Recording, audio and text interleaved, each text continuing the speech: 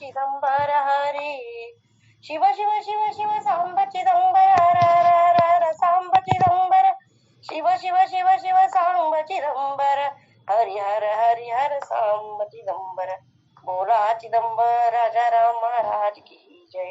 ಜೈ ಚಿದಂಬರ ಗುರುಗಳೇ ನಮಸ್ಕಾರ. ಜೈ ಚಿದಂಬರ. ಜೈ ಚಿದಂಬರ ಗುರುಗಳೇ. ಜೈ ಚಿದಂಬರ. ಜೈ ಚಿದಂಬರ.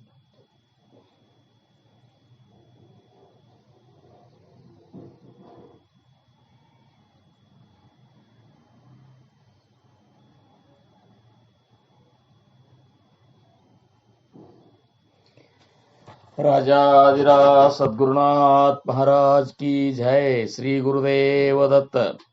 गुरुर्ब्रह्मा गुरुर्विष्णु गुरुर्देवो महेश्वरा गुरुर्साक्षात् परब्रह्म तस्मै श्री गुरुवे नमः. गुरुर्साक्षात् परब्रह्म तस्मै श्री गुरुवे नमः. ಸದಾನಂದ ಸದ್ಗುರು ಭಾವರಾಜ ಯೋಗಿ ರಾಮನಂದವತರಿಸಿದೆ ಭಕ್ತರ ಉದ್ಧಾರಕ್ಕಾಗಿ. ತ್ರೈಲೋಕ್ಯದೊಡೆಯನೇ ಸದ್ಭಕ್ತರು ನಿಮ್ಮ ಕೀರ್ತಿಯನ್ನು ಕೂಗಿ.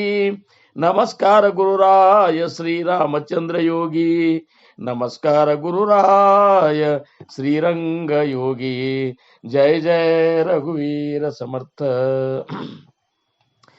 ಚಿದಂಬರ ನಮಸ್ತೆಸ್ತು ಚಿಂತಿತಾರ್ಥ ಪ್ರದಾಯಿನೇ ಔದುಂಬರ ಸದಾವಾಸ ಚಿದಂಬರ ನಮೋಸ್ತುತೆ.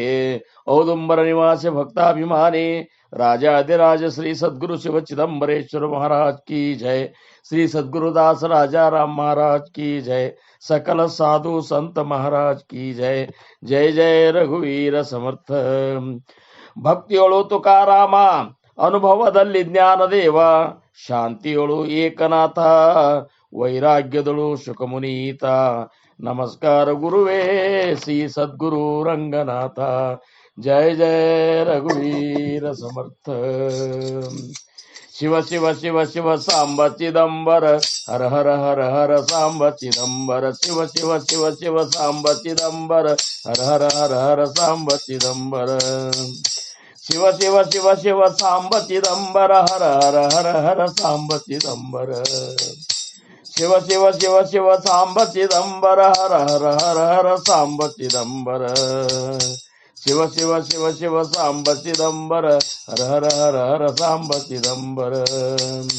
ಶಿವ ಶಿವ ಶಿವ ಶಿವ ಸಾಂಬ ಚಿದಂಬರ ಹರ ಹರ ಹರ ಹರ ಸಾಂಬ ಚಿದಂಬರ.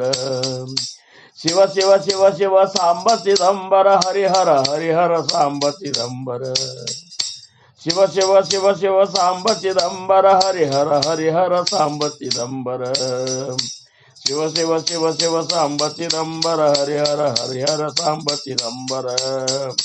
ಶಿವ ಶಿವ ಶಿವ ಶಿವ ಸಾಂಬ ಚಿದಂಬರ ಹರ ಹರ ಹರ ಹರ ಸಾಂಬ ಚಿದಂಬರ. ಬೋಲಾ ಚಿದಂಬರ ರಾಜಾ ಮಹಾರಾಜ್ की जय. जय जय रघुवीर समर्थ. औदुंबर निवासी भक्ताभिमानी राजाधिराज श्री सद्गुरु शिव चिदंबरेश्वर महाराज की जय. श्री सद्गुरुदास राजा राम महाराज की जय. सकल साधु संत महाराज की जय. जय जय रघुवीर समर्थ. ಶ್ರೀರಾಮ್.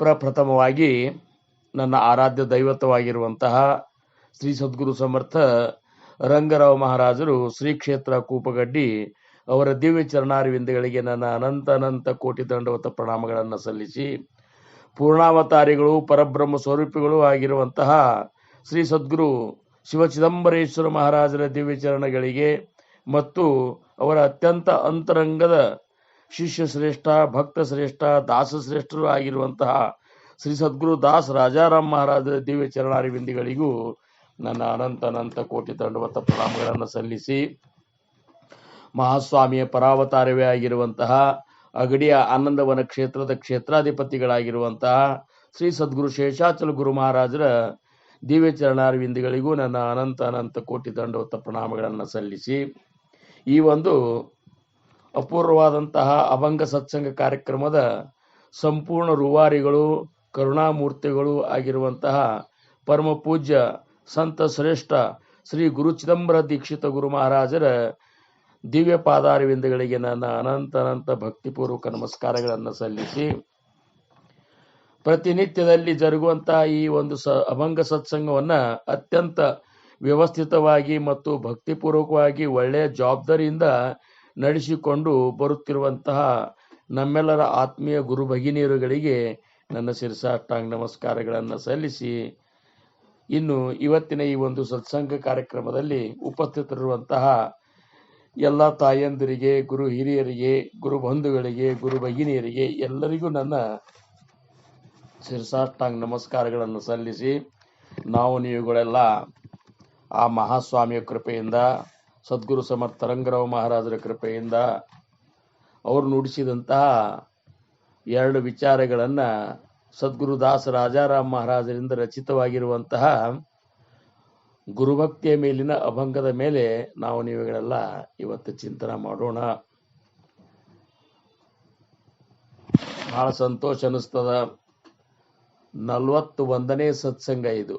ನಮ್ಮಿಂದ ಮಹಾಸ್ವಾಮಿ ಸೇವಾ ತಗೊಳ್ಳಿಕತ್ತಿದ್ದು 41ನೇ ವಾರ. ಅಂದ್ರೆ 40 ವಾರಗಳಿಂದ ನಾವು ನೀವುಗಳೆಲ್ಲ ಆ ಮಹಾಸ್ವಾಮಿಯ ಒಂದು ಏನಪ್ಪಾ ಅಂದ್ರೆ ಸೇವೆಯಲ್ಲಿ ಪಾಲ್ಗೊಂಡಿದ್ದೆವು. ನಮ್ಮಂತ ಭಾಗ್ಯವಂತರೇ ಯಾರು ಅಲ್ಲ ಏನು. ಅದಕ್ಕೆ ನಾವು ನೀವುಗಳೆಲ್ಲ ಬಹಳೇ ಭಾಗ್ಯವಂತರು.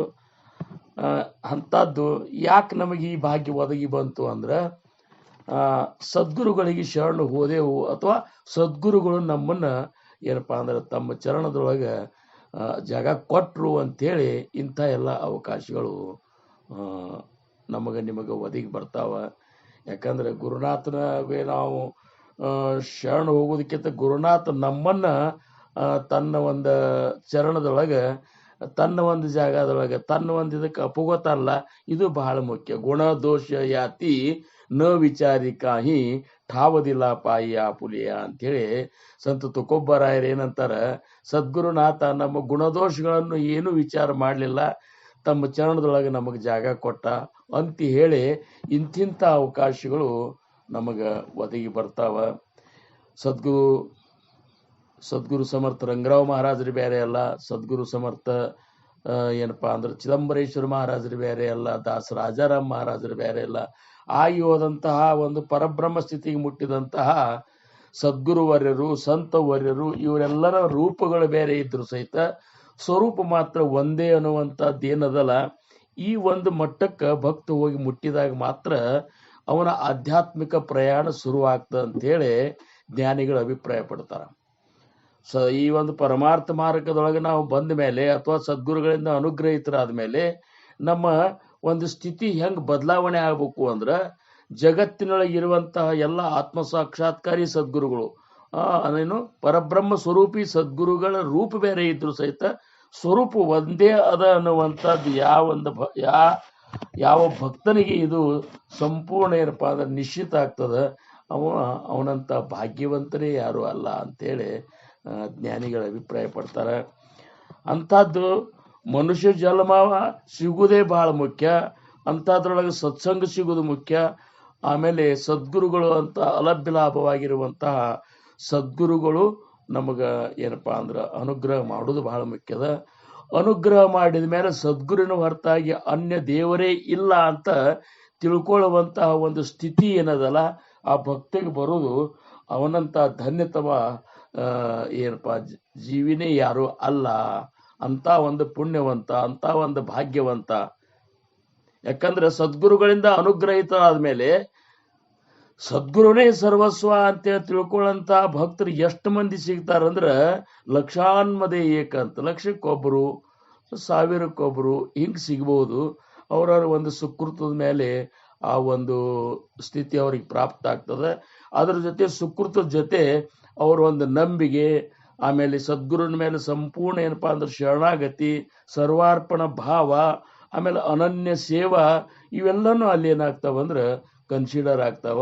ಆವಾಗ ಗುರುಕೃಪಾದಿಂದ ಸದ್ಗುರುನ ಹೊರತಾಗಿ ಅನ್ಯ ದೇವರೇ ಇಲ್ಲ ಅನ್ನುವಂಥ ಒಂದು ಸ್ಥಿತಿಗೆ ಹೋಗಿ ಆ ಭಕ್ತ ಮೂಡ್ತಾನ.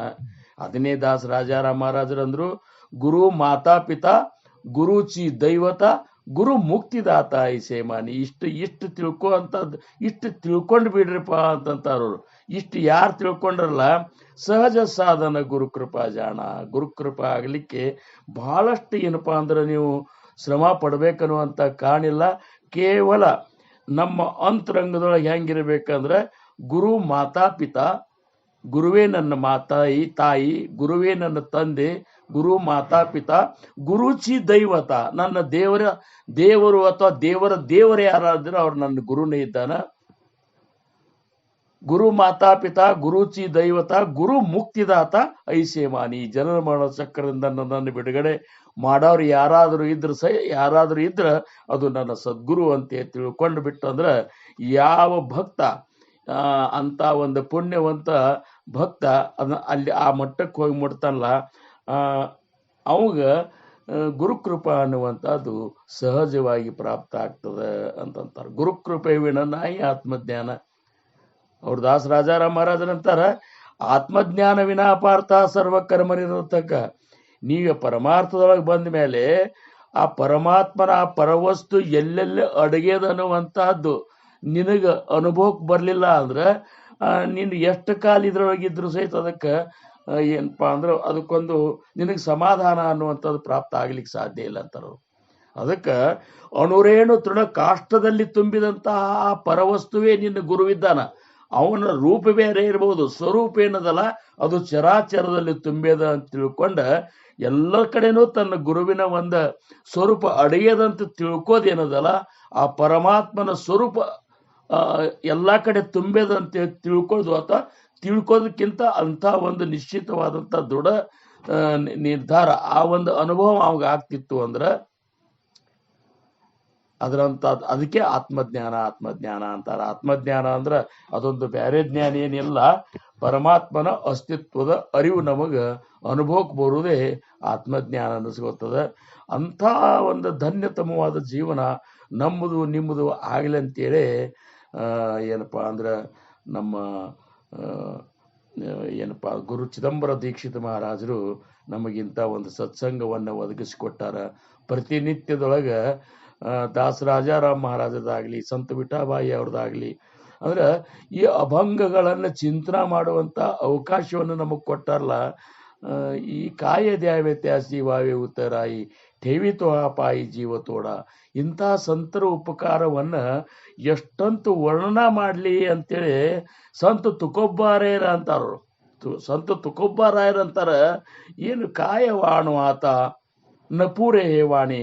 ಇಂಥ ಮಹಾತ್ಮರ ಸಂತರ ಉಪಕಾರವನ್ನ ಈ ಬಾಯಿಂದ ಯಾವ ರೀತಿ ವರ್ಣನ ಮಾಡಲಿ, ಇಲ್ಲಿ ಶಬ್ದಗಳು ನಿಂತು ಬಿಡ್ತಾವ ಅಂತ. ಕಾಯವಾಣವಾತ ನಪೂರೆ ವಾಣಿ ಮಸ್ತಕ ಚರಣಿ ಠೇವಿತಸೆ. ಅಂತ ಸಂತರ ಚರಣದ ಮೇಲೆ ಮಸ್ತಕ್ಕಿತ್ತಾಗ ಮಾತ್ರ ಸಮಾಧಾನ ಆಗ್ತದೆ ಹೊರತಾಗಿ ಶಬ್ದಗಳಿಂದ ಅವರನ್ನು ನಾವು ಹೊಗಳಿಕ್ಕೆ ಆಗುವುದಿಲ್ಲ. ಅಂಥ ಸಂತರ ಉಪಕಾರವನ್ನ ನಾವು ಸ್ಮರಿಸುವತ್ತ ನಾವು ಇವತ್ತಿನ ಈ ಅಭಂಗವನ್ನ ಚಿಂತನೆ ಮಾಡೋಣ. ಬಹಳ ಏನಪ್ಪಾ ಅಂದ್ರೆ ಮಹತ್ವಪೂರ್ಣ ಅಭಂಗ ಇದು. ಏನು ಅವರು ಈ ಅಭಂಗದೊಳಗೆ ಸದ್ಗುರು ದಾಸರಾಜಾರಾಮ್ ಮಹಾರಾಜರು ಏನ್ ಹೇಳ್ತಾರಂದ್ರೆ, ಹರೀಂ ಧನ್ಯತೇತಿ ಜನ್ಮ ಏಣೆ ಸದ್ಗುರುವಿನ ದುಜೇನೇಣೆ. ಧನ್ಯತೇತಿ ಜನ್ಮ ಏಣೆ ಸದ್ಗುರುವಿನ ದುಜೇನೇಣೆ. ತಾನು ಮನ ಧನ ಜನ್ಮ ಓವಾಳಿಲೆ ಚರಣ ವರುಣ. ತಾನು ಮನ ಧನ ಜನ್ಮ ಓವಾಳಿಲೆ ಚರಣ ವರುಣ. ಧನ್ಯತೇತಿ ಜನ್ಮ ಏಣೆ ಸದ್ಗುರುವಿನ ದುಜೇನೇಣೆ. ಧನ್ಯತೇತಿ ಜನ್ಮ ಏಣೆ ಸದ್ಗುರುವಿನ ದುಜೇನೇನ. ಗುರು ಭಕ್ತಾಂಚೆ ಲಕ್ಷಣ ಅಹಂಭಾವ ಸ್ವಪ್ನಿನೇನೆ. ಗುರು ಭಕ್ತಾಂಚೆ ಲಕ್ಷಣ ಅಹಂಭಾವ ಸ್ವಪ್ನಿನೇನೆ. ಧನ್ಯತೇತಿ ಜನ್ಮ ಏನೆ ಸದ್ಗುರುವಿನ ದುಜೇನೇನೆ. ಧನ್ಯತೇತಿ ಜನ್ಮ ಏನೆ ಸದ್ಗುರುವಿನ ದುಜೇನೇನ. ದಾಸಮಣೆ ಚಿದಂಬರ ಸದ್ಗುರು ಕೃಪಾ ಚರಾಚರ. ದಾಸಮಣೆ ಚಿದಂಬರ ಸದ್ಗುರು ಕೃಪಾ ಚರಾಚರ. ಧನ್ಯತೇತಿ ಜನ್ಮ ಏನೆ ಸದ್ಗುರುವಿನ ದುಜೇನೇನೆ. ಧನ್ಯತೇತಿ ಜನ್ಮ ಏನೆ ಸದ್ಗುರುವಿನ ದುಜೇನೇನೆ. ಸದ್ಗುರುವಿನ ದುಜೆ ನೇಣೆ ಸದ್ಗುರುವಿನ ದುಜೆ ನೇಣೆ. ಔದುಂಬರ ನಿವಾಸಿ ಭಕ್ತಾಭಿಮಾನಿ ರಾಜಾದಿರಾಜ ಶ್ರೀ ಸದ್ಗುರು ಶಿವ ಚಿದಂಬರೇಶ್ವರ ಮಹಾರಾಜ್ की जय. सद्गुरुदास राजा राम महाराज की जय. सकल साधु संत महाराज की जय. जय जय रघुवीर समर्थ. ಶ್ರೀರಾಮ್. ಮತ್ತೊಮ್ಮೆ ನಿಮ್ಮೆಲ್ಲರಿಗೂ ನಮಸ್ಕಾರ ಮಾಡಿ ಇವತ್ತಿನ ಈ ಅಭಂಗವನ್ನು ಸದ್ಗುರುಗಳು ಏನನ್ನು ನುಡಿಸ್ತಾರ ಆ ವಿಚಾರಗಳನ್ನು ನಾವು ನೀವುಗಳೆಲ್ಲ ಚಿಂತನೆ ಮಾಡೋಣ. ಧನ್ಯತೇಚಿ ಜನ್ಮ ಏಣೆ ಸದ್ಗುರುವಿನ ದುಜೇನೇನೆ ಅಂತ. ಈ ಅಭಂಗದ ಏನಪ್ಪ ಅಂದ್ರೆ ಪ್ರಾರಂಭ ಹೆಂಗಾಗ್ತದೆ ಅಂದ್ರೆ ಧನ್ಯತೇಚಿ ಜನ್ಮ ಏಣೆ ಸದ್ಗುರುವಿನ ದುಜೇನೇನೆ ತನು ಮನ ಧನ ಜನ್ಮ ಓವಾಳಿಲೆ ಚರಣಾವರುಣ ಗುರು ಭಕ್ತಾಂಚೆ ಲಕ್ಷಣ ಅಹಂಭಾವ ಸ್ವಪ್ನೇನೇನೆ ದಾಸಮಣೆ ಚಿದಂಬರ ಸದ್ಗುರು ಕೃಪಾ ಚರಾಚರ. ಕೊನೆ ಚರಣದ ಒಂದು ವಿಚಾರವನ್ನು ನಾವು ನೋಡಿದೇವಂದ್ರೆ ಸದ್ಗುರು ದಾಸ ರಾಜಾರಾಮ್ ಮಹಾರಾಜರಿಗೆ ಏನು ಹೇಳಬೇಕಾಗಿದೆ ಅಂದ್ರೆ ಚರಾಚರದಲ್ಲಿಯೂ ಸದ್ಗುರುವಿನ ಕೃಪೆಯ ಅನುಭವ ನಿನಗೆ ಆಗಬೇಕಾಗಿತ್ತು ಅಂದ್ರೆ ಚರಾಚರದಲ್ಲಿಯೂ ತುಂಬಿರುವಂತಹ ಆ ಪರವಸ್ತುವಿನ ಅನುಭವ ನಿನಗೆ ಆಗಬೇಕಾಗಿತ್ತು ಅಂದ್ರೆ ನೀನು ಯಾವ ರೀತಿ ಸದ್ಗುರುವಿನ ಭಕ್ತಿ ಮಾಡಬೇಕು ಅನ್ನುವಂಥ ವಿಚಾರವನ್ನ ಈ ಅಭಂಗ ನಮಗೆ ಹೇಳ್ತದ. ಇದು ಯಾಕಂದ್ರೆ ಕೊನೆ ಚರಣದ ಒಂದು ಕೊನೆ ಚರಣದ ಉದ್ದೇಶ ಏನದ ಅಂದ್ರೆ ರಾಜಾರಾಮ್ ಮಹಾರಾಜರ ಉದ್ದೇಶ ಏನದ ಅಂದ್ರೆ ಸದ್ಗುರುಗಳಿಂದ ಅನುಗ್ರಹಿತರಾಗ್ತೀರಿ, ಸದ್ಗುರುವಿಂದ ಉಪದೇಶ ತಗೋತೀರಿ, ಸದ್ಗುರು ಭಕ್ತಿ ಮಾಡ್ತೀರಿ, ಆಮೇಲೆ ಸತ್ಸಂಗಗಳನ್ನ ಮಾಡ್ತೀರಿ, ಸಪ್ತಾಹಗಳನ್ನ ಮಾಡ್ತೀರಿ, ಉತ್ಸವಗಳನ್ನ ಮಾಡ್ತೀರಿ, ಸದ್ಗುರುಗಳು ಹೇಳಿದಂತ ಸಾಧನೋಪಾಸನೆಗಳನ್ನು ಮಾಡ್ತೀರಿ. ಆದ್ರೂ ಸಹಿತ ಕೃಪೆಯ ಒಂದು ಲಕ್ಷಣ ಏನದ ಅನ್ನುವಂಥದ್ದನ್ನು ನೀವು ಕಲ್ಪನಾ ಮಾಡ್ಕೊಂಡ್ರಿ ಅಂದ್ರೆ ಆ ಕೃಪಾ ಅಂದ್ರೆ ಹೆಂಗದ ಅಂದ್ರೆ ಚರಾಚರದಲ್ಲಿಯೂ ನಿನ್ನ ಸದ್ಗುರುವಿನ ಸ್ವರೂಪದ ಅನುಭವ ನಿನಗೆ ಆಗ್ಬೇಕಂತ. ಚರಾಚರದಲ್ಲಿ ಚರ ಅಚರ, ಚರಾಚರ ಅಂತಂದ್ರೆ ಏನು? ಚರ ಅಂದ್ರೆ ಚಲಿಸಾಡುವಂತಹ ಜೀವಿಗಳಲ್ಲಿ, ಅಚರ ಅಂದ್ರೆ ಚಲಿಸಲಾರದಂತಹ ಗಿಡ ಮರ ಕಲ್ಲು ಮರ ಇವು ಎಲ್ಲದರಲ್ಲಿ ಏನದ ನಿನಗ ನಿನ್ನ ಗುರುವಿನ ಒಂದು ಸ್ವರೂಪದ ಒಂದು ಅಸ್ತಿತ್ವದ ಅರಿವು ಆಗ್ಲಿಕ್ಕಂತಂದ್ರ ಆವಾಗ ನಿನಗೆ ಆಗುವಂತ ಬ್ರಹ್ಮಾನಂದದ ಅನುಭೂತಿ ಏನದಲ್ಲ ಅದಕ್ಕೆ ಗುರುಕೃಪಾ ಅಂತಾರ. ಅದು ನಮಗೆ ಆತು ಅಂದ್ರೆ ನಮಗೆ ಗುರುಕೃಪಾ ಆಗ್ಯದ ಅಂತ ತಿಳ್ಕೋಬೇಕು. ಹೊರತಾಗಿ ನಮಗೆ ಎಲ್ಲಿ ತನಕ ಸಮಾಧಾನ ಅನ್ನುವಂಥದ್ದು ಪ್ರಾಪ್ತ ಆಗ್ಲಿಲ್ಲ, ಮನಸ್ಸಿನೊಳಗಿನ ದ್ವೇಷ, ಅಸೂಯೆ, ತಿರಸ್ಕಾರ, ಇಂಥ ಏನಪ್ಪಾ ಅಂದ್ರೆ ಅನಿಷ್ಟ ಗುಣಗಳು ಅಷ್ಟೇ ಯಾಕ ಕನಿಷ್ಠ ಗುಣಗಳು ನಮ್ಮಿಂದ ಹೋಗಲಿಲ್ಲ. ಮತ್ತು ನಮ್ಮಲ್ಲಿರುವಂಥ ಅಹಂಭಾವ, ನಾನೇ ಶ್ರೇಷ್ಠ, ನನ್ನಿಂದನೇ ನಡಿಲಿಕ್ಕತ್ತದ, ನಾನೇ ತಿಳಿದವ, ನನ್ನಷ್ಟು ಯಾರು ತಿಳಿದಾರ, ನಾನೇ ಪ್ರವಚನ ಮಾಡವ, ಈ ನಾನು ನಾನು ನಾನು ಅನ್ನುವಂತಹ ಅಹಂ ಕರ್ತೃತ್ವ ಮತ್ತು ಅಹಂ ಜ್ಞಾತೃತ್ವ ಇವುಗಳ ಭಾನ ಮೀರೆ ಪ್ರತಿಯೊಂದು ಏನದಲ್ಲ ಗುರುವಿನ ಒಂದು ಕೃಪೆಯಿಂದ ನಡಿಲಿಕ್ಕತ್ತ ಅಂತ ತಿಳ್ಕೊಂಡು ಕೇವಲ ಕಿಂಕರ ಭಾವದಿಂದ ಯಾರು ಸೇವಾ ಮಾಡುವಂತ ಆ ಒಂದು ಮಟ್ಟಕ್ಕೆ ಹೋಗಿ ಅವ್ರು ಮುಟ್ತಾರಲ್ಲ, ಏನು ಆ ಮಟ್ಟಕ್ಕೆ ಹೋಗಿ ಮುಟ್ಟುದೇನದಲ್ಲ ಇದಕ್ಕೆ ಗುರುಕೃಪೆ ಆಗ್ಯದ ಅಂತ ಹೇಳಿ ನಾವು ಕಲ್ಪನಾ ತಿಳ್ಕೊಬೇಕು. ಹೊರತಾಗಿ ಗುರುಕೃಪೆ ಆಗ್ಯದಂದ್ರೆ ಮಹಾರಾಜರು ಹಿಂಗೆ ಕೈ ಮಾಡಿಬಿಟ್ರು ನಮ್ಮ ಗುರುಕೃಪೆ ಆತು ಅಂತ, ಇದು ಗುರುವಿನ ಕೃಪೆಯ ಲಕ್ಷಣ ಅಲ್ಲ ಅಂತಾರ. ಯಾಕಂದ್ರೆ ಆತ್ಮಜ್ಞಾನ ನಮಗೆ ಆಗ್ಬೇಕಾಗಿತ್ತಂದ್ರ, ಶುದ್ಧ ಜ್ಞಾನ ಆಗ್ಬೇಕಾಗಿತ್ತಂದ್ರ, ಬ್ರಹ್ಮಜ್ಞಾನ ಆಗ್ಬೇಕಾಗಿತ್ತಂದ್ರ, ಅಥವಾ ನಾನು ಯಾರು ಅನ್ನುವಂಥ ನಮಗೆ ಅನುಭವಕ್ಕೆ ಬರಬೇಕಾಗಿತ್ತು ಅಂದ್ರೆ ನಮ್ಮ ಸ್ಥಿತಿ ಹೆಂಗಿರ್ಬೇಕಂದ್ರ ಸದ್ಗುರುವಿನ ದುಜೇನೇನೆ. ಮೊದಲ ಸದ್ಗುರುಗಳಿಂದ ಅನುಗ್ರಹಿತರಾಗೋದು ಬಹಳ ಮುಖ್ಯ. ಯಾಕಂದ್ರೆ ಸದ್ಗುರುಗಳು ಸಿಗುದು ಅಷ್ಟು ನಾವು ತಿಳ್ಕೊಂಡಷ್ಟು ಸರಳ ಇಲ್ಲ. ನಮಗೇನಾಗ್ಬಿಟ್ಟದ ಶಿಕ್ಕಾರ ಅಂತೇಳಿ ಸರಳ ಇರಬೇಕು ಅಂತ ಅನ್ಸಿದ್ ನಮಗೆ. ಏನ್ರಿ, ಈಗ ನಮ್ಮ ಮನೆ ತನಕ ಬಂದ್ರು, ನಮಗೆ ಉಪದೇಶ ಕೊಟ್ರು, ನಮ್ಮನ್ನು ಭಕ್ತಿ ಮಾರ್ಗಕ್ಕೆ ಹಚ್ಚಿದ್ರು, ಇವೆಲ್ಲ ನಮ್ಗೆ ಕಲ್ಪನೆ ಇರ್ಲಾರ್ದನೆ ಆಗಿಬಿಟ್ಟು ಸದ್ಯೋಗ ಪಂತೆ ಗರಿಯ ಅಣಿಯಲ್ಲಿ ಅಂತ ಸಮರ್ಥರಂತಾರ. ಸದ್ಯೋಗ ಇಂಥ ಒಂದು ಸದ್ವಿದ್ಯೆಯನ್ನ ಸಂಪಾದನೆ ಮಾಡುವಂತಹ, ಬ್ರಹ್ಮವಿದ್ಯೆಯನ್ನು ಸಂಪಾದನೆ ಮಾಡುವಂತಹ ಈ ಒಂದೇನು ಪಥವನ್ನದಲ್ಲ, ಈ ಪಂಥ ಏನದಲ್ಲ, ಇದನ್ನ ಮನಿ ತನಕ ತಗೊಂಡು ಬಂದು ನನ್ನ ಗುರುನಾಥ ಸದ್ಯೋಗ ಪಂತೆ ಘರಿಯಾಣಿಯೇಲೆ ಅಂಗೇಚ ಮಾತೆ ಪರಬ್ರಹ್ಮ ಕೇಲೆ, ನನ್ನನ್ನ ಪರಬ್ರಹ್ಮ ಸ್ವರೂಪ ನೀನೇ ಇದ್ದೀಪ ಅಂತೇಳಿ ಅನ್ನುವಂಥದ್ದು ಅನುಭವ ಮಾಡಿಕೊಟ್ಟ. ಏನು ಪ್ರಚಂಡ ತೋಭೂದ ರವಿ ಉದೇಲ ವಿಸರೂಕ ಸ್ವಾಮಿ ಗುರುಪಾದ ಕಾಲ ಅಂತೇಳಿ ಅವರು ಕರುನಾಟಕದಾಗ ಹೇಳ್ತಾರೆ. ಸದ್ಯೋಗ ಪಂಥೆ ಘರಿಯಾಣಿ ಏಲೆ ಅಂಗೇ ಚ ಮಾತೆ ಪರಬ್ರಹ್ಮ ಕೇಲೆ ಪ್ರಚಂಡ ತೋಭೋದ ರವಿ ಉದೇಲ ವಿಸರೂಕ ಸ್ವಾಮಿ ಗುರುಪಾದು ಕಾಲ. ಇಂಥ ಅದ್ಭುತವಾದಂತಹ ಒಂದು ಉಪಕಾರವನ್ನು ಮಾಡಿದಂತಹ ಗುರುವಿನ ಒಂದು ಚರಣವನ್ನು ವಿಸರೂಕ ಸ್ವಾಮಿ ಗುರುಪಾದ ಕಾಲ, ಗುರುಪಾದವನ್ನ ನಾನು ಹೆಂಗ ಮರೀಲಿ ಅಂತೇಳಿ ಸಮರ್ಥ ರಾಮದಾಸ್ ಮಹಾರಾಜರಂತಾರ. ಅದಕ್ಕೆ ಈ ಮೊದಲ ಮನುಷ್ಯ ಜನ್ಮ ಸಿಕ್ಕದ್ದೇ ನಮಗೊಂದು ದೊಡ್ಡ ಭಾಗ್ಯ ಅನ್ನುವಂಥದ್ದು ಮೊದಲ ತಿಳ್ಕೋಬೇಕಂತಾರವರು. ಈಗ ನಮಗೆ ಏನಾಗಿದೆ ಅಂದ್ರೆ ಮಾರ್ಗ ಸಿಕ್ಕರು ಸಹಿತ ಮನುಷ್ಯ ಜನ್ಮದ ಮಹತ್ವ ನಮಗೆ ಗೊತ್ತಾಗಿಲ್ಲ ಎಷ್ಟೋ ಮಂದಿಗೆ.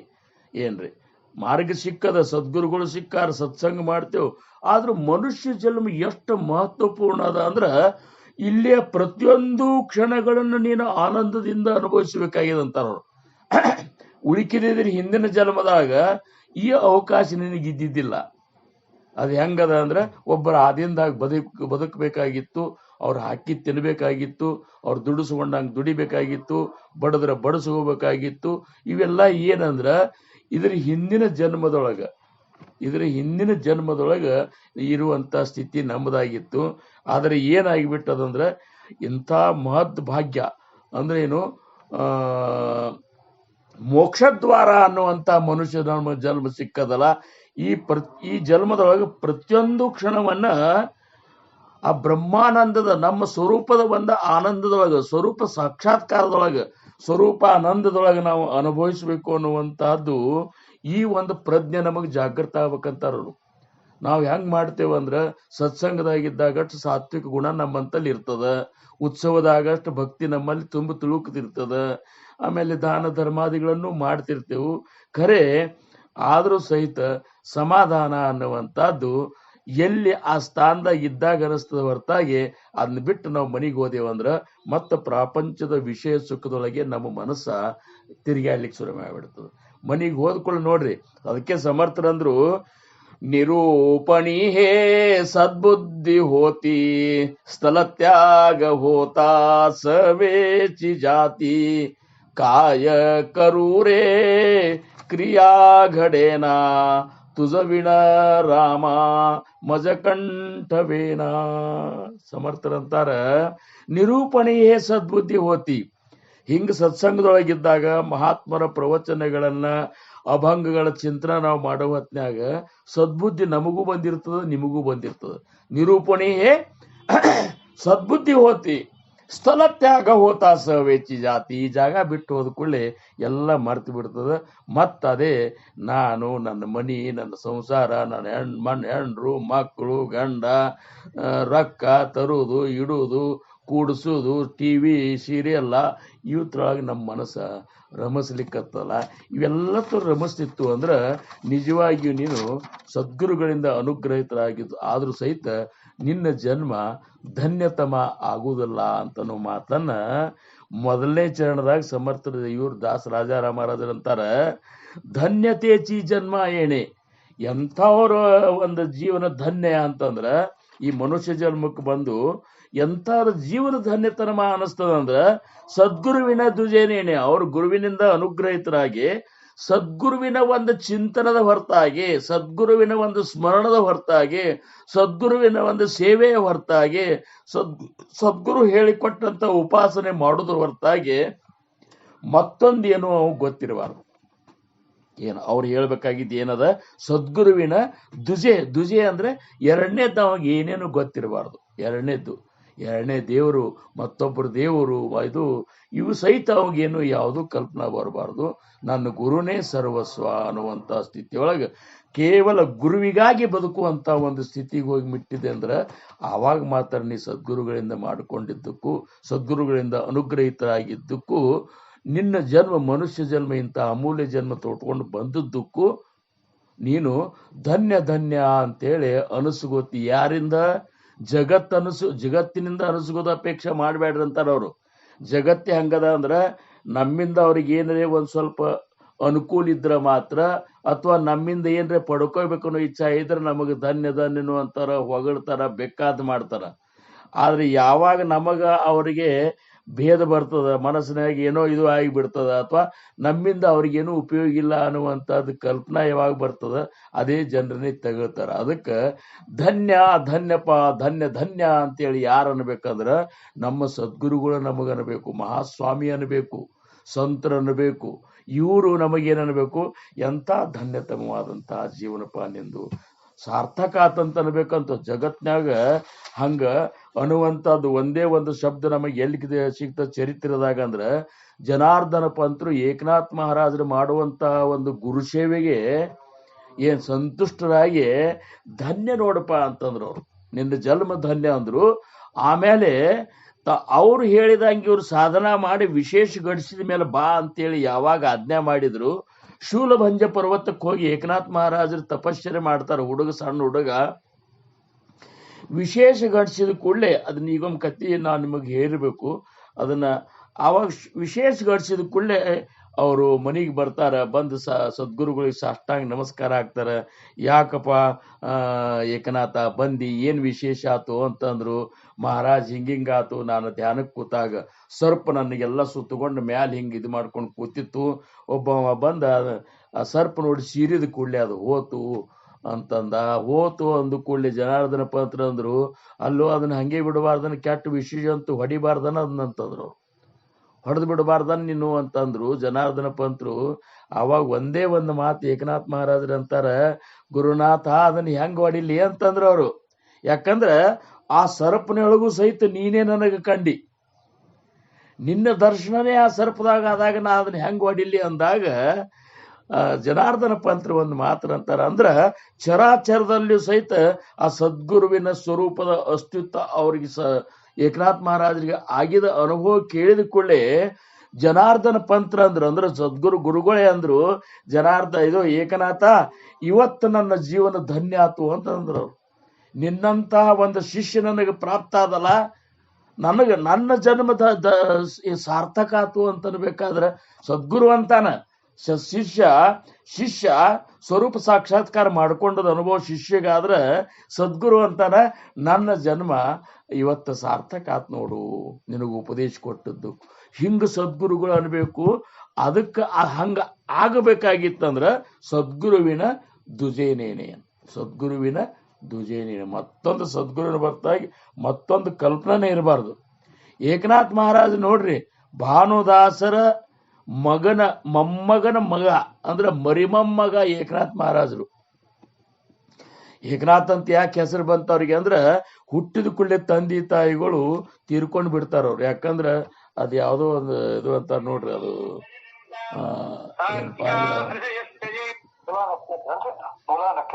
ಮೂಲ ನಕ್ಷತ್ರ. ಮೂಲ ನಕ್ಷತ್ರದೊಳಗೆ ಹುಟ್ಟಿದ್ದ ಅಂತೇಳಿ ಅದು ಅಂತಾರ. ಅದೇನ ಒಟ್ಟ ಮೂಲ ನಕ್ಷತ್ರದಾಗ ಹುಟ್ಟಿದ ಕೂಡಲೇ ತಂದೆ ತಾಯಿಗಳು ಏನಪ್ಪಾ ಅಂದ್ರ ತೀರ್ಕೋತಾರ. ತೀರ್ಕೊಂಡ್ ಕೂಡಲೇ ಒಬ್ಬ ಏಕನಾಥ ಒಬ್ಬನೇ ಉಳದಂತೇಳಿ ಇವಾಗ ಏಕನಾಥ ಅಂತೇಳಿ ಅವಾಗ ಏನಪ್ಪಾ ಅಂದ್ರ ಇದು ಮಾಡ್ತಾರ. ಇರ್ಲಿ, ಆದ್ರ ಅಂಥ ಮುತ್ಯ ಮತ್ತು ಅಜ್ಜಿ ಇಬ್ಬರೇ ಇರ್ತಾರ. ಚಕ್ರಪಾಣಿ ಅನ್ನುವಂಥ ಮುತ್ಯ ಅವ್ರ ಅಜ್ಜಿ ಇಬ್ಬರೇ ಇರ್ತಾರ. ಮೊಮ್ಮಗನ ಪ್ರೀತಿಲಿ ಜೋಪಾನ ಮಾಡಿರ್ತಾರ. ಆದ್ರ ಸಂಸ್ಕಾರ ಅಂತ ನೋಡ್ರಿ, ಭಾನುದಾಸರ ಮರಿಮಮ್ಮಗ ಅಂದ್ರ ಭಾನುದಾಸರಿಗೆ ಪಾಂಡುರಂಗನೇ ಬಂದು ಪ್ರಚಿತಿ ಹೇಳ್ತಾನ, ಮುಂದೆ ನಿನ್ನ ಮನಿತನದೊಳಗೆ ಮತ್ತೆ ನಾ ಹುಟ್ಟಿ ಬರ್ತೀನಿ ನಿನ್ನ ಇದ್ರಾಗಂತೆ ಮನಿತನದಾಗಂತೇಳಿ. ಹಂಗ ಬಂದಂತ ಏಕನಾಥ್ ಮಹಾರಾಜರು ಮತ್ತ ಅಂತ ಒಂದು ಅವತಾರಿಕರವರು. ಅವ್ರಿಗೆ ಅಷ್ಟೇ ಸ್ವಲ್ಪ ದಿವಸನಾಗ ಸಣ್ಣ ವಯಸ್ಸಿನಾಗೆ ಅವರಿಗೆ ಸದ್ಗುರುಗಳಿಂದ ಅನುಗ್ರಹಿತರಾಗಬೇಕನ್ನುವಂತ ವೇದ ಹತ್ತಿ ಬಿಡ್ತದೆ. ವೇದ ಹತ್ಬೇಕು, ನಮಗ ತಳಮಳ ಆಗ್ಬೇಕು. ಗುರುವಿನಿಂದ ಅನುಗ್ರಹ ಯಾವಾಗ ಆದೀತು ಅನ್ನುವಂಥದ್ದು ತಳಮಳ ಆಗ್ಬೇಕು ನಮಗ. ಏನು ಅಂತ ತಳಮಳ ಆ ತಳಮಳದೊಳಗ ಹೋಗಿ ಒಬ್ಬರ ಈಶ್ವರ ಅಲ್ಲಿ ಪಟ್ಟಣದಂತಲ್ಲ ಮಗ್ಲೊಂದು ಈಶ್ವರ ದೇವ್ರ ಗುಡಿ ಅದ. ಆ ಗುಡಿಯೊಳಗೆ ಹೋಗಿ ನನಗೆ ಗುರು ಬೇಕು, ಗುರು ಬೇಕು, ಗುರು ಬೇಕು, ಸದ್ಗುರು ನನಗೆ ಯಾವಾಗ ಸಿಕ್ಕಾನ, ನನ್ನ ಸದ್ಗುರು ಎಲ್ಲಿದ್ದಾನ ಅಂತೇಳಿ ಎಲ್ಲಿದ್ದಾನಂತ ಹೇಳಿ ಏನಪ್ಪಾ ಅಂದ್ರ ಅಲ್ಲಿರುವಂತ ಈಶ್ವರ ಲಿಂಗಕ್ಕೆ ಹಿಂಗ ಅಪ್ಪುಗೊಂಡ ಆ 2 ದಿವಸ ಹೋಗ್ತದ, 3 ದಿವಸ ಹೋಗ್ತದ, 4 ದಿವಸ ಹೋಗ್ತದ, ಬಾಯಾಗ ಒಂದನಿ ನೀರು ಹಾಕಿರುದಿಲ್ಲ. ರಾತ್ರಿ 1 ಸುಮಾರ ಆ ಶಿವಲಿಂಗದಿಂದ ಒಂದು ಏನಪ್ಪಾ ಅಂದ್ರ ಅಶರೀರ ವಾಣಿ ಆಗ್ತದ. ಏಕನಾಥ ನಿನ್ನ ಸದ್ಗುರು ದೇವಗಿರಿ ಒಳಗೆ ನಿನ್ನ ಸದ್ಗುರು ಜನಾರ್ದನ ಪಂತರ ನಿನ್ನ ಸದ್ಗುರು ಇದ್ದಾರ, ಅಲ್ಲಿ ಹೋಗಿ ಅವರಿಂದ ನೀನು ಅನುಗ್ರಹಿತನಾಗು ಅಂತೇಳಿ ಏನು ಅಶ್ರೀರವಾಣಿ ಆಗ್ತದ. ಕಿವಿಯಾಗಿ ಬಿದ್ದಾಗ ಸಣ್ಣ ಹುಡುಗ ಎಷ್ಟು ಭಾಳ ಆದ್ರೆ ಒಂದು 10 ವರ್ಷದ ಹುಡುಗ ಇರ್ಬೇಕವ. ಅಂಥದ್ರೊಳಗೆ ರಾತ್ರಿ 1-1:30 ಸುಮಾರು ಪೂರ್ಣ ಕತ್ಲಿ, ಎಲ್ಲಿ ದೇವಗಿರಿ ಎಲ್ಲಿದೆ ಅನ್ನುವಂಥದ್ದು ಗೊತ್ತಿಲ್ಲ. ಹೋಗಿ ಏನಪ್ಪಾ ಅಂದ್ರೆ ನಡ್ಕೊತ ಹೋಗ್ತಾರ. ಹಾದ್ಯಾಗ ಆ ಭಗವಂತನೇ ಪಾಂಡುರಂಗನೇ ಬಂದ ಅವ್ರಿಗೆ ಊಟದ್ದು ಗಿಟ್ಟದ್ದು ಬ್ಯಾರೆ ವೇಷದಾಗ ಬಂದ್ ಮಾಡ್ತಾರಂತ. ಹಿಂಗ ಹೋಗಿ ಜನಾರ್ದನ ಪಂತ್ರಿಗೆ ಭೇಟಿ ಆದ ಕೂಡಲೇ ಬಾಳ ಯಾರು ನೀನು ಅಂತಾರ. ನಾನು ಏಕನಾಥ ಅಂತಂತಾರ. ಅವ್ರಂತಾರ, ಏಕನಾಥ ಹೆಸರಿನಾಗೆ ನಿನ್ನ ಬ್ರಹ್ಮಜ್ಞಾನ ಅಡಿಗೆದಲ್ಪ ನಿಂದು ಅಂತೇಳಿ ಹೋಗಿ ಸದ್ಗುರುವಿಗೆ ಸಾಷ್ಟಾಂಗ ನಮಸ್ಕಾರ ಹಾಕಿದ ಕೂಡಲೇ, ನಿನಗೆ ಯಾರಿದ್ದಾರಂದ್ರೆ ನನಗೆ ಯಾರೂ ಇಲ್ಲ, ನಾ ಒಬ್ಬನೇ ಇದ್ದೀನಿ ಅಂತ ಹೇಳಿಬಿಡ್ತಾನೆ. ಅಂದ್ರ ಸದ್ಗುರುವಿನ ದುಜೇನೇನೆ ಹೋಗಿ ಜನಾರ್ದನ ಪಂತ್ರ ಸೇವಾ ಮಾಡ್ತಾರ ಪರೋಪರಿಯಿಂದ. ಕಲ್ಪನಾ ಮಾಡ್ಕೊಳ್ಳಿಕ್ಕೆ ಆಗೋದಿಲ್ಲ ಅಂಥ ಸೇವಾ ಯಾರಾದ್ರೂ ಶಿಷ್ಯರು ಮಾಡಿದವ್ರದ್ದು ಒಂದು ಉದಾಹರಣೆ ಇತ್ತಂದ್ರ ಅದ್ರಾಗ ಮೊದಲೇದವ್ರೆ ಏಕನಾಥ್ ಮಹಾರಾಜರು. ಅಂತ ಸೇವಾ ಮಾಡ್ತಾರ. ಆ ಸೇವಾ ಮಾಡಿದ 12 ವರ್ಷ ಸೇವಾ ಮಾಡಿದ್ದಕ್ಕ 12 ವರ್ಷ ಪಾಂಡುರಂಗ ಭಗವಂತ ಶ್ರೀಕಂಠ್ಯನ ರೂಪನ್ಯಾಗ ಬಂದ ಏಕನಾಥ್ ಮಹಾರಾಜರ ಮನೆಯೊಳಗೆ ಏಕನಾಥ್ ಮಹಾರಾಜರ ಸೇವಾ ಮಾಡ್ತಾರಂತ ನೋಡ್ರಿ. ಎಂಥ ಒಂದು ಸೇವಾದ ಪ್ರಭಾವ ಇರಬೇಕು. ಶ್ರೀಕಂಠ್ಯ ಅನ್ನುವಂಥ ಹೆಸರಿನಿಂದ ಬಂದ 12 ವರ್ಷ ಪರೋಪರಿ ಸೇವೆ ಮಾಡ್ತಾನ. ಅದಕ್ಕೆ ತುಕೋಬರಾಯರು ಊಂಚ ನೀಚ ಕಾಯಿ ನೇಣೆ ಭಗವಂತ ಅನ್ನುವಂಥ ಒಂದು ಅಭಂಗದಾಗ ಹೇಳ್ತಾರ, ಏಕೋಬಾಚೆ ಋಣ ಫೇಡಿ ಋಷಿಕೇಶಿ ಅಂತ. ಏಕೋಬಾಚೆ ಋಣ ಫೇಡಿ ಋಷಿಕೇಶಿ ಅಂಬಋಷಿಚೆ ಸೋಸಿ ಗರ್ಭವಾಸ ಅಂತೇಳಿ ಒಂದು ನುಡಿ ಬರ್ತದ. ಉಂಚ ನೀಚ ಕಾಯಿ ನೇಣೆ, ಉಂಚ ನೀಚ ಕಾಯಿ ನೇಣೆ ಭಗವಂತ, ತಿಷ್ಟೇ ಭಾವ ಭಕ್ತಿ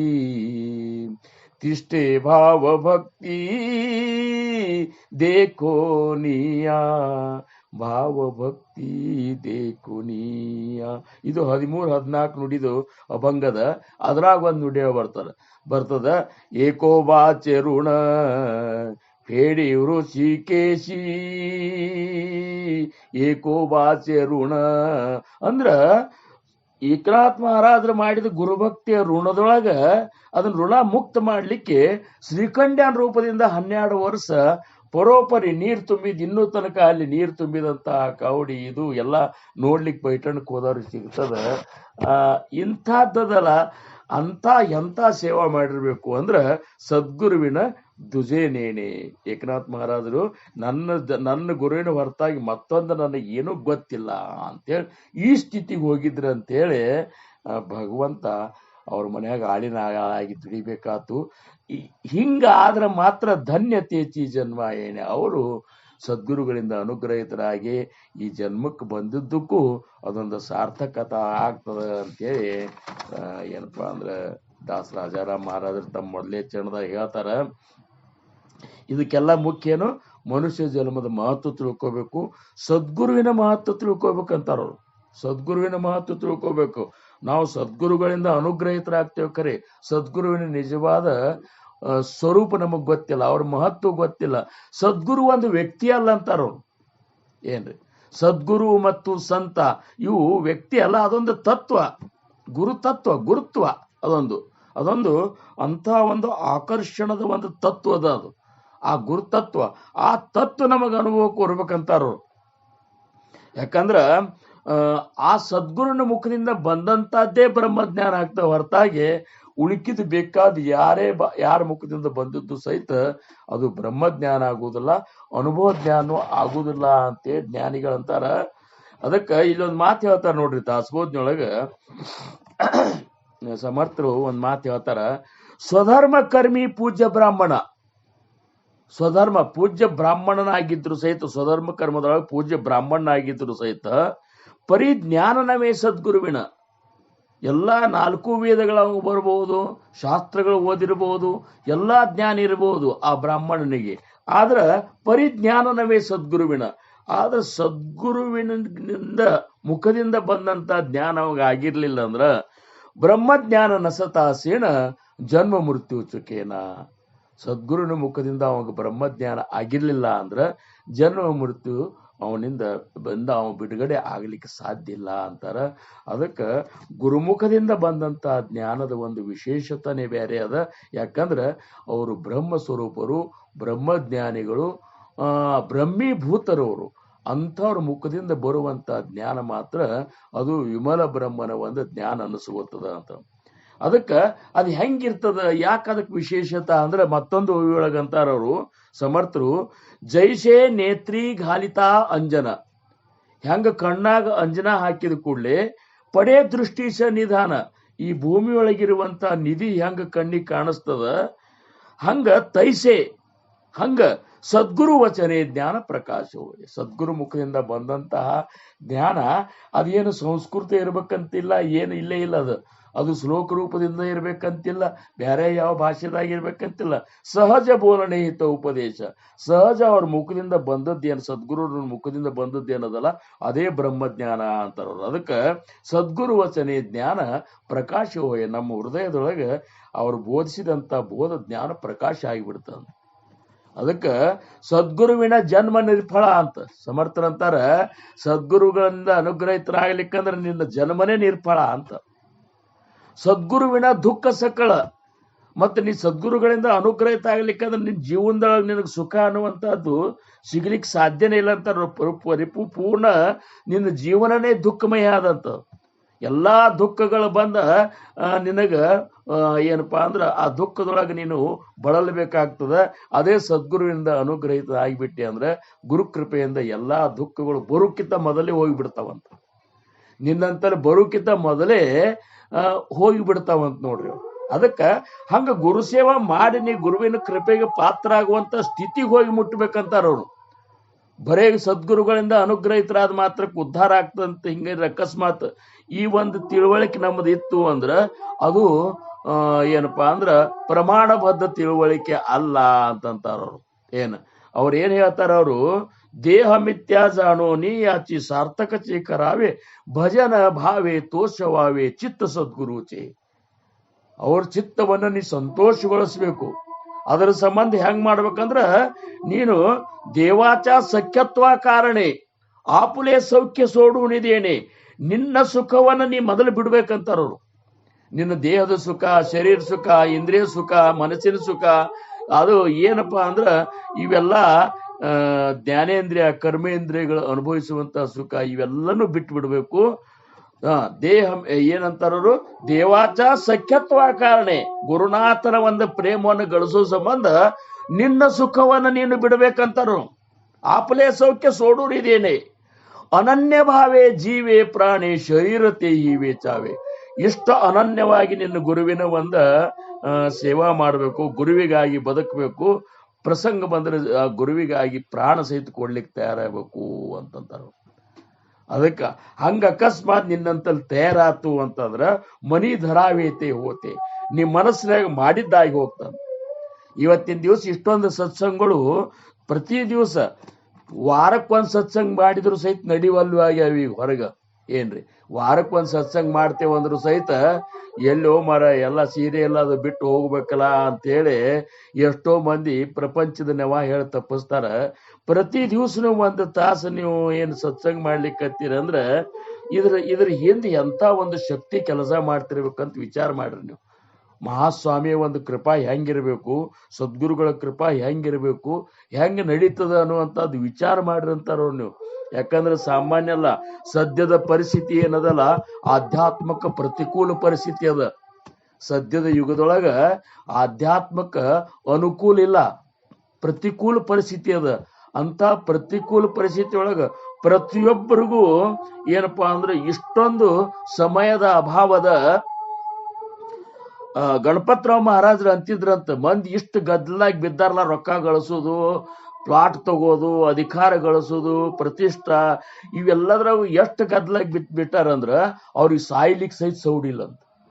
ಇಂಥ ಒಂದು ಸೌಡಿರ್ಲಾರ್ದಂತಹ ಈ ಸದ್ಯದ ವಾತಾವರಣದೊಳಗ ನೀವೆಲ್ಲರೂ ಪ್ರತಿ ದಿವಸ ಕೂಡ್ತೀರಿ, ಒಂದು ತಾಸ ಅಂತಂದ್ರ ನಿಜವಾಗಿಯೂ ನಾನು ನನ್ನ ಅಂತರಂಗದಂಗ ಹೇಳ್ತೀನಿ, ನೀವೆಲ್ಲರ ಮೇಲೆ ಮಹಾಸ್ವಾಮಿಯ ಕೃಪಾ ಅದ್ಭುತವಾಗ್ಯದ, ಗುರು ಚಿದಂಬರ ದೀಕ್ಷಿತರ ಕೃಪಾ ಅದ್ಭುತವಾಗ್ಯದ. ಎಷ್ಟು ನೋಡ್ರಿ, ಅವರು ರಿಟೈರ್ಮೆಂಟ್ ಆದ್ಮೇಲೆ ಒಂದು ನಿಮಿಷ ಸಹಿತ ಅವರು ನಿವಾಂತ ಹೋಗಿ ಠಾಣಾದಾಗಿದ್ದಾರಂತೇಳಿ ನನಗೆ, ಠಾಣ ಅಂದ್ರ ಈ ಠಾಣ ಅಲ್ಲ, ಮುಂಬೈದೊಳಗೆ ಅವ್ರು ಇರು ಮನ್ಯಾಗ ಹೋಗಿದ್ದಾರಂತ ಹೇಳಿ ಕಲ್ಪನಾನ ಮಾಡ್ಕೊಂಡ್ರ ಇಲ್ಲೇ ಇಲ್ಲ, ಒಂದ್ರ ಹಿಂದೆ ಒಂದು ಸತ್ಸಂಗ ಮಾಡ್ತಾರ, ಒಂದು ಹಿಂದೆ ಒಂದು ಅಡ್ಡಾಡ್ತಾರ, ಅವ್ರ ಶರೀರ ಹೆಂಗ ತಡೀತದೋ. ಆದ್ರ ಎಷ್ಟು ಸರಳ ಸ್ವಭಾವ, ಎಷ್ಟು ಎಲ್ಲರನ್ನು ನಿಮ್ಮನ್ನು ಇಷ್ಟು ಒಕ್ಕಟ್ಟು ಮಾಡಿ ಬರ್ಬೇಕಾದ್ರೆ ಅಹಂಕಾರ ರಹಿತರಾಗಿ ಹಂಗ ಸೇವೆ ಮಾಡ್ಲಿಕ್ಕತ್ತಾರ. ಇದನ್ನೆಲ್ಲ ಕಲ್ಪನಾ ಮಾಡ್ಕೊಂಡ್ರೆ ಇದ್ರ ಹಿಂದೆ ದೊಡ್ಡ ಒಂದು ಶಕ್ತಿ ಕೆಲಸ ಮಾಡ್ಲಿಕ್ಕತ್ತ ಅನ್ನುವಂಥದ್ದು ನಾವು ಯಾರೂ ಮರಿಬಾರದು. ಇನ್ನ ಆ ಸದ್ಗುರುನಾಥನ ಕೃಪೆಯಿಂದ ಏನಾಗ್ತದ ಅಂದ್ರ, ಸದ್ಗುರು ಚೇನಿ ಅಭಯಂಕರೇ ಪ್ರಗಟ ಹೋಯಿಜೆ ಈಶ್ವರೇ ಅಂತ. ಆ ಸದ್ಗುರುನ ಅವನ ಅಭಯ ಹಸ್ತ ನಮ್ಮ ತಲೆ ಮೇಲೆ ಕೂತು ಅಂದ್ರ ಪ್ರಗಟ ಹೋಯಿಜೆ ಈಶ್ವರೇ, ಆ ಭಗವಂತನ ಸಾಕ್ಷಾತ್ಕಾರ ನಮಗಾಗ್ತದ, ದರ್ಶನನೇ ಆಗಿಬಿಡ್ತದೆ. ಹೆಂಗ ರಾಜಾರಾಮ್ ಮಹಾರಾಜರು ಕುಂದಗೋಳಕ್ಕೆ ಯಾವಾಗ ಹೋದ್ರು, 2 ತಿಂಗಳು ನಡ್ಕೋತ ಹೋಗಿ ಮಹಾಸ್ವಾಮಿ ದರ್ಶನ ಆದಾಗ ಮಹಾಸ್ವಾಮಿ ಇವ್ರ ತಲೆ ಮೇಲೆ ಏನು ಕೈ ಇಟ್ರಲ್ಲ, ಬ್ರಹ್ಮ ವಿಷ್ಣು ಮಹೇಶ್ವರ ಸಾಕ್ಷಾತ್ ಪರಬ್ರಹ್ಮ ಸ್ವರೂಪದ ಒಂದು ಅನುಭವ ಅವ್ರಿಗೆ ಹೆಂಗ ಆತಲ್ಲ, ಹಂಗ ಪ್ರಗಟ ಹೋಯಿಜೆ ಈಶ್ವರೇ. ಸಂಸಾರ ದುಃಖೆ ಅಪಾರೆ ನಾಸೋನ ಜಾತಿ, ಈ ಸಂಸಾರದ ಒಂದು ಅಪಾರ ದುಃಖ ಎಲ್ಲ ನಾಶ ಆಗಿ ಹೋಗ್ತದ ಅನ್ನೋಂತಾರ. ಅಂತ ಸದ್ಗುರುವಿನ ಮಹಿಮೆ ಅದ, ಅದು ನಮಗ್ ತಿಳಿಬೇಕು. ಶ್ರೀ ರಾಮ ಕೃಷ್ಣ ಆದಿ ಕರುಣಿ, ರಾಮ ಕೃಷ್ಣ ಇವರೆಲ್ಲರೂ ಅತಿ ತತ್ಪರ ಗುರು ಭಜನಿ, ಇವರೆಲ್ಲರೂ ಗುರುಭಕ್ತಿ ಒಳಗ್ ತತ್ಪರಾಗ್ಯಾರ. ಗುರುವಿನ ಸೇವಾ ಮಾಡೋದ್ರಾಗ ಯಾರ್ಯಾರು ತತ್ಪರಾಗ್ಯಾರ ಕಲ್ಪನಾ ಮಾಡ್ಕೊರಿ ನೀವು. ಸಮರ್ಥ ಹೇಳ್ತಾರ, ಶ್ರೀ ರಾಮ ಕೃಷ್ಣ ಇವ್ರು ಯಾರನ್ನ ನಾವು ದೇವ್ರ ಅಂತೀವಲ್ಲ, ಇವ್ರು ತಮ್ಮ ಸದ್ಗುರುವಿನ ಸೇವಾದೊಳಗೆ ಇಷ್ಟು ತತ್ಪರತೆಯಿಂದ ಸೇವಾ ಮಾಡ್ಯಾರಲ್ಲ. ಆದಿ ಕರುಣಿ ಅತಿ ತತ್ಪರ ಗುರು ಭಜನಿ, ಸಿದ್ಧ ಸಾಧು ಆಣಿ ಸಂತ ಜನಿ ಗುರುದಾಸ್ಯ ಕೇಲೆ. ಸಿದ್ಧರು, ಸಾಧುಗಳು ಮತ್ತು ಸಂತರು ಇವರೆಲ್ಲರೂ ಗುರುವಿನ ಅತ್ಯಂತ ದಾಸ್ಯ ಒಂದು ಸೇವೆಯನ್ನ, ದಾಸ್ಯ ಭಕ್ತಿಯನ್ನ ಅವ್ರು ಮಾಡಿದ್ರು. ಇಂಥದ್ದು ಗುರುವಿನ ಒಂದು ಮಹತ್ಯದ ಅಂತಾರ. ಗುರುವಿನ ಮಹತ್ಯ ನಮಗ್ ಗೊತ್ತೇ ಇಲ್ಲ, ನಿಮಗ್ ಗೊತ್ತಿರಬೇಕು. ಹಿಂಗ್ಯಾಂಗ್ ಅಂತಾರೆ ಶಂಕರಣ್ಣವ್ರು ಅಂತ ಅನ್ಬೇಡ್ರಿ, ನಿಮಗೆಲ್ಲರಿಗೂ ಗೊತ್ತದ ಅಂತೇಳಿ ಇಷ್ಟೆಲ್ಲ ಈ ಭಕ್ತಿ ಮಾರ್ಗ ಮುಂದುವರ್ಲಿಕ್ಕತ್ತೀರಿ. ಆದ್ರೆ ನಾವು ನೋಡ್ಲಿಕ್ಕಾಗೆ ಗುರುವಿನಿಂದ ಉಪದೇಶ ತಗೊಂಡ ಮೇಲೆ ಗುರು ಇವ ಸಾಕ್ಷಾತ್ ಪರಬ್ರಹ್ಮ ಸ್ವರೂಪ ಅಂತ ತಿಳ್ಕೊಂಡವ್ರು ಲಕ್ಷಕ್ಕೊಬ್ಬರೇ ಸಿಗ್ತಾರ. ಏನು ಉಳ್ಕಿದವರೆಲ್ಲರೂ ಮನುಷ್ಯ. ನಮ್ಮ ಗುರುಗಳು ಎತ್ತರ ಇದ್ರು, ಕೆಂಪಿದ್ರು, ರುಮಾಲ್ ಸುತ್ತಿದ್ರು, ಅದನ್ನ ಮಾಡ್ತಿದ್ರು, ಇದನ್ನ ಮಾಡ್ತಿದ್ರು, ಹಿಂಗ್ ಮಾತಾಡ್ತಿದ್ರು, ಹಿಂಗ್ ಕೂಡ್ತಿದ್ರು ಅಂತ ಬರೇ ಅವ್ರ ಶರೀರದ ವರ್ಣನೆ ಮಾಡ್ತೇವೆ ಹೊರತಾಗಿ ಸ್ವರೂಪದ ವರ್ಣನ ಮಾಡುವಂತ ಭಕ್ತರು ಸಿಗುದು ಬಹಳ ಕಠಿಣ ಅಂತಾರ. ಆ ಸದ್ಗುರುವಿನ ಒಂದು ಸ್ಥಿತಿ ಹೆಂಗದ ಅಂದ್ರ, ಸಕಲ ಸೃಷ್ಟಿ ಚೇ ಚಾಳಕ ಅಂತ ಸಮರ್ಥ ರಾಮದಾಸ್ ಮಹಾರಾಜರು ಅಂತಾರ.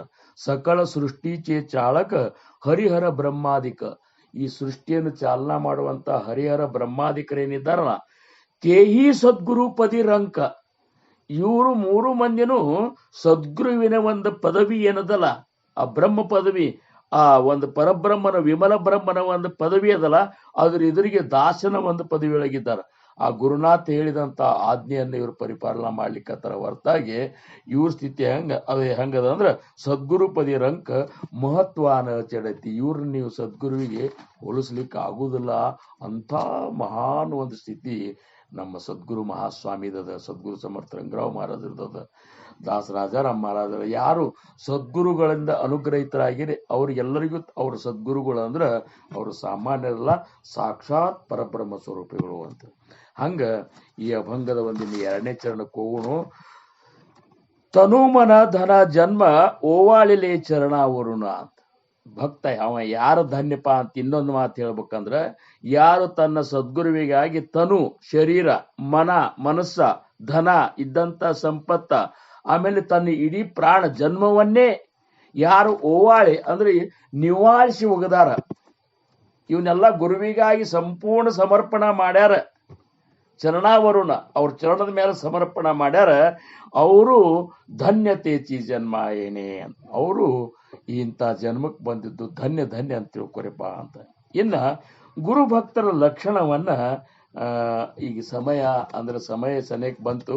ಅದಕ್ಕೆ ಇನ್ನ ತನು ಮನ ಧನ ಜನ್ಮ ಇವನ್ನೆಲ್ಲ ಉವಾಳಿಸೋದು ಬಾಯ್ಲಿ ಅಂತೇವ್ ಕರೆ ಏನ್ರಿ. ಈ ಬಾಳೆಕುಂದ್ರಿ ಪಂತ್ ಮಹಾರಾಜರಂತಾರ, ತನು ಧನ ಮನ ಅರ್ಪಣ ಮಾಡಿ ಅನುಚಿತ ಕರ್ಮವ ಮಾಡುವರು ಅಂತ. ಘನ ದುರಾಸೆಯ ಧನ ಕಾಮಿನಿ ಆಶೆಯ ಬಿಡದೆ ಘನ ಗುರುದ್ರೋಹಕ್ಕೆ ಒಳಗಾಗುವರು. ಕೋಡಿ ಗುರು ಮಾರ್ಗವಿದು ಹೇಡಿಯ ಕೆಲಸಲ್ಲ.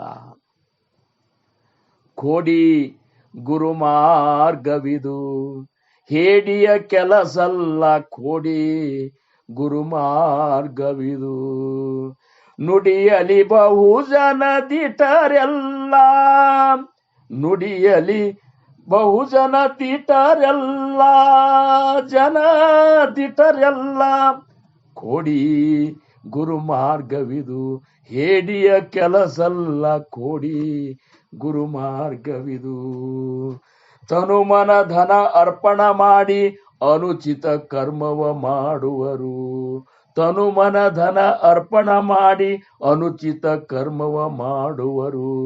ಘನ ಧನ ಕಾಮಿನಿಯಾಸೆಯ ಬಿಡದೆ ಧನ ಕಾಮಿನಿಯಾಸೆಯ ಬಿಡದೆ ಘನ ಗುರು ದ್ರೋಹಕ್ಕೆ ಒಳಗಾಗುವರು. ಕೋಡಿ ಗುರು ಮಾರ್ಗವಿದು ಹೇಡಿಯ ಶೂರರ ಕೆಲಸ. ನಮ್ಮ ಮಹಾರಾಜರು ಅಂತಿದ್ರು, ಸದ್ಗುರು ಸಮರ್ಥ ರಂಗರಾವ್ ಮಹಾರಾಜರು ಬಹಳ ಸರಿ ನಾವೇ ಅವ್ರ ಈ ನಮ್ಮ ಕಿವಿಯಿಂದ ಕೇಳವು, ಇದು ಶೂರರ ಕೆಲಸದಪ್ಪ, ಹೇಡಿಗಳ ಕೆಲಸ ಅಲ್ಲ ಅಂತಂತಿದ್ರು. ಅಂತ ಶೂರತನ ಆದ ಯಾರು ಮಾಡ್ಯಾರಲ್ಲ ಅವರು ಧನ್ಯತೇಚಿ ಜನ್ಮ ಏನೇ ಸದ್ಗುರುವಿನ ದುಜೇನೇನೆ. ಈ ಒಂದು ಪಾತ್ರತಾ ಅವ್ರಿಗೆ ಬಂದಿರ್ತದ ಅನ್ನುವಂಥ ಮಾತು ಹೇಳ್ಕೊತ ಇನ್ನು 3ನೇ ಚರಣ ಗುರುಭಕ್ತ ಅಂಚೆಯ ಲಕ್ಷಣ ಅಹಂಭಾವ ಸ್ವಪ್ನೇನೆ. ಇನ್ನು ಗುರುಭಕ್ತನ ಲಕ್ಷಣ ಬಹಳ ಇಂಪಾರ್ಟೆಂಟ್. ಒಂದು ಲಕ್ಷಣ ಹೇಳ್ಯಾರ, ಸಾಕಷ್ಟು ಲಕ್ಷಣಗಳು ಅವ ಗುರುಭಕ್ತನ ಲಕ್ಷಣಗಳು. ಅದ್ರಾಗಿ ಮುಖ್ಯ ಲಕ್ಷಣ ಏನಪ್ಪಾ ಅಂದ್ರ ಅಹಂಭಾವ ಸ್ವಪ್ನೇನೆ. ಕನಸಿನ್ಯಾಗ ಸಹಿತ ಅವಾಗ ನಾನೊಬ್ಬ ಶ್ರೇಷ್ಠ ಭಕ್ತ ಅಂತೇಳಿ ಬಂದಿರಬಾರ್ದು ಅಂತ ನೋಡ್ರಿ. ಏನು ಗುರುಭಕ್ತ ಅಂಚೆ ಲಕ್ಷಣ ಅಹಂಭಾವ ಸ್ವಪ್ನೇನೆ. ಯಾವ ಅಹಂಕಾರನು ಅಹಂಭಾವನು ಅಹಂನು ಅವನಂತಲ್ಲಿ ಬಂದಿರಬಾರ್ದು. ನಾ ಶಾಣೆ ಅಂತ ಬಂದಿರಬಾರ್ದು, ನಾನೇ ಶ್ರೇಷ್ಠ ಅಂತ ಬಂದಿರಬಾರ್ದು, ನನ್ನಿಂದ ನಡೀತದ ಅನ್ನುವಂಥದ್ದು ಬಂದಿರಬಾರ್ದು, ನನ್ನಂತ ತಿಳಿದವ್ರು ಯಾರು ಇಲ್ಲ ಅಂತ ಬಂದಿರಬಾರ್ದು, ನಾನೇ ಸಾಕಷ್ಟು ಸೇವಾ ಮಾಡಿನಂತ ಬಂದಿರಬಾರ್ದು, ಏನು ನನ್ನಂತ ಶ್ರೇಷ್ಠರೇ ಯಾರೂ ಇಲ್ಲ ಅಂತ ಇವೆಲ್ಲ ಕಲ್ಪನೆಗಳು ಸ್ವಪ್ನದಾಗ ಸಹಿತ ಬರಬಾರ್ದಂತ. ಜಾಗೃತಿ ಒಳಗಂತೂ ಮಾತು ಬೇರೆ. ನಮಗೆಲ್ಲ ಜಾಗೃತಿನಾಗೆ ಬರ್ತಾವ. ಏನರೇ ಒಂದ್ ಸ್ವಲ್ಪ ಮಾಡಿದೇವ ಅಂದ್ರ ಅಹಂ ಕರ್ತೃತ್ವ, ನಾನೇ ಮಾಡಿದ್ನಂತೆ ಆತು ಅಂತೇಳಿ 4 ಮಂದಿಗೆ ಹೇಳಿ ಅದಾಗ ಮಾತ್ರ ನಮಗೆ ಸಮಾಧಾನ ಆಗ್ತದ. ಏನು ನಾನೇ ಮಾಡಿದ್ನೆ, ಅಹಂ ಕರ್ತೃತ್ವ ನಾನೇ ಮಾಡಿದೆ. ಈಗ ಉಪಾಧಿಯೊಳಗೆ ಅವ ಅಂತ್ರಿ, ಉಪಾಧಿಯೊಳಗೆ 3 ಪ್ರಕಾರದ ಉಪಾಧಿಗಳನ್ನು ಹೇಳ್ತಾರ.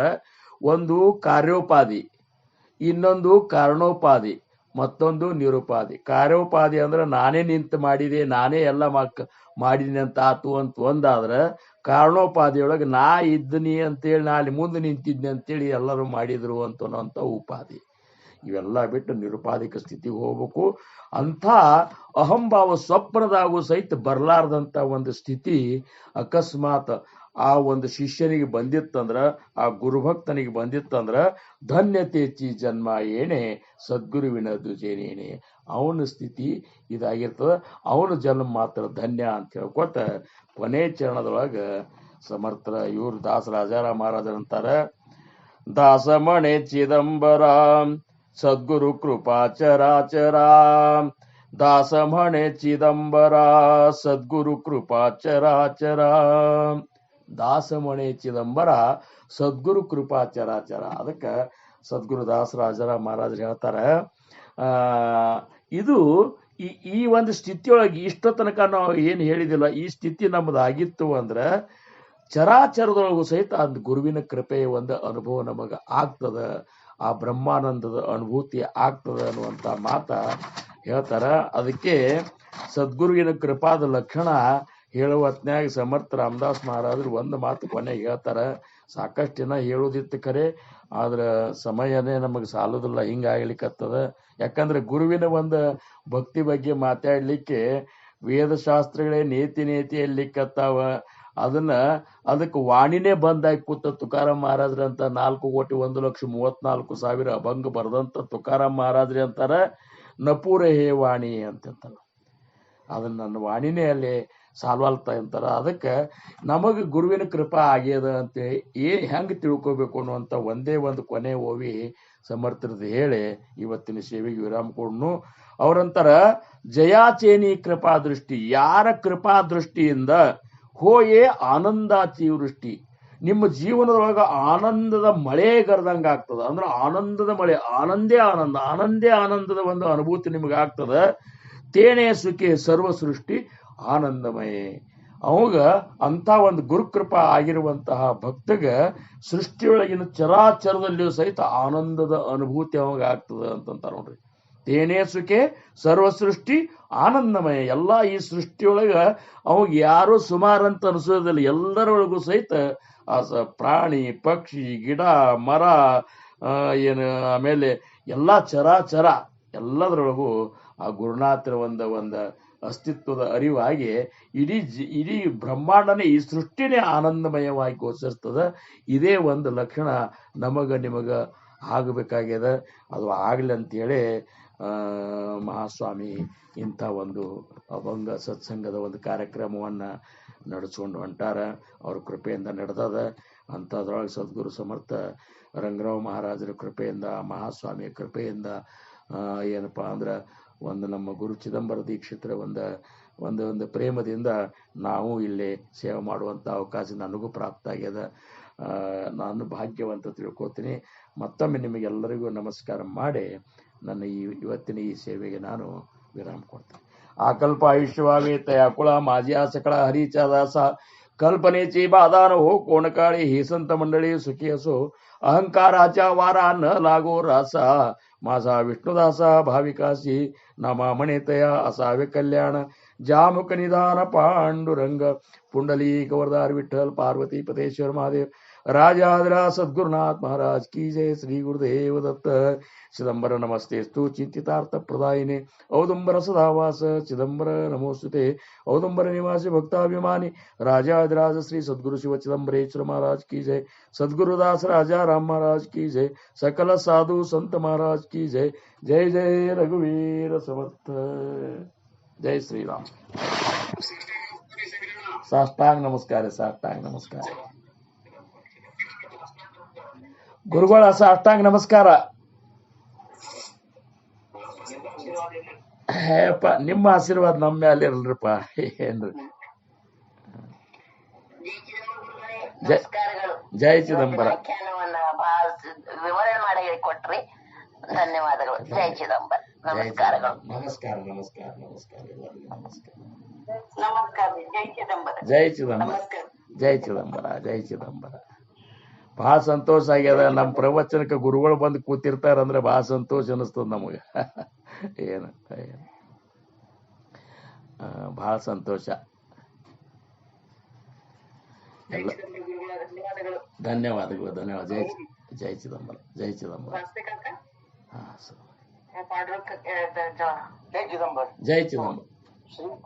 ಶ್ರೀ ಗುರುಭ್ಯೋ ನಮಃ.